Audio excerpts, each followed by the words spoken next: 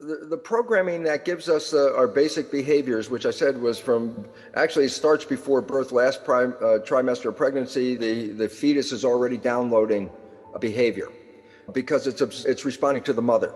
People don't understand this, is that when we talk about a fetus developing in a woman, we talk, oh, well, it's inside the placenta and the mother's blood comes up to the placenta and the nutrition crosses from the placenta into the fetus, and then the waste product from the fetus goes back to the mother through the blood. And everybody talks about, well, yeah, oh, that's the role of the mother. And the old story when I was teaching in medical school was, oh, look, all the mother has to do is provide nutrition because the genetics are going to control the development of this child. Well, that was before the new science of epigenetics, which is how environment selects the genes. Well, I said, well, wait a minute. In that case, then information from the mother can influence the genes. I go, absolutely. So when we talk about what is the mother providing, she's providing nutrition. That's why the standard thing about what advice can you give mothers? Exercise, eat well, take vitamins and supplements, and that's about all they say. And I go, well, yeah, but wait. We now know that the blood also it has more than just nutrition in it. The blood has emotional chemicals, hormones, growth factors, regulators. Relevance is, as the mother is providing nutrition, she's also providing information via the emotional chemicals and the hormones and what's going on. So my mother, when she carried me, she drank very heavily, smoked cigarettes very heavily, Yes. all the way through, straight through to 9 months. From what you're saying, that had to have had an influence on me. Absolutely, 100%. But now there's two levels to that, because while you're inside in the fetal development, you are directly connected to the experiences of your mother. Nature designed it this way for a simple reason. Look, if I bring a sperm and egg together and create a new child, what's not left in that equation is what's the world like at this time? Because I have to adapt continuously to the world. So nature says, look, I'm going to put the genes into engagement to make a physical body. But what parts of the body should be enhanced or which should be repressed based on the behaviors needed to survive can only be based on what's happening at the moment. I can't project, I'm born and then I have a child 20 years later. My eggs or my sperm in my body cannot be connected to what's happening in 20 years. So basically, nature leaves open the programming part that says when you're developing, your mother is experiencing the world in which you're going to be born into. Yes. So if she can feed you some information first, then you can be prepared, your physiology and your biology prepared to go jump into the world. Okay. So when your mother was smoking and drinking, that was a consequence of some behavioral issue that elicited the smoking and drinking. As a fetus, you got both the information that caused the stress that was then relieved by taking the drugs.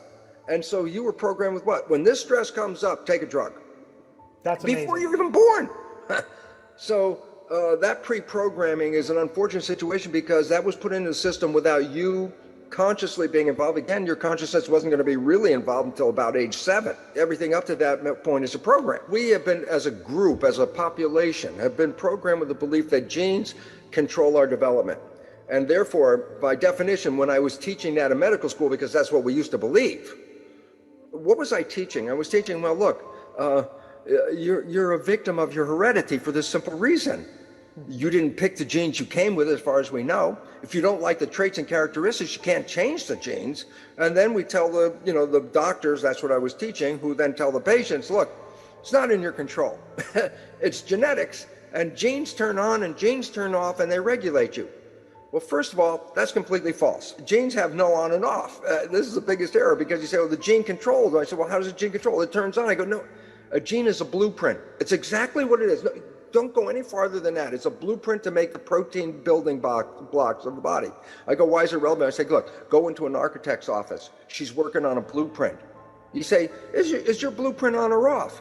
And she looks at me, what do you mean on or off? It's a blueprint. It's no on and off. I go, precisely. Because we talk about genes being on and off. I say, no, genes are blueprints.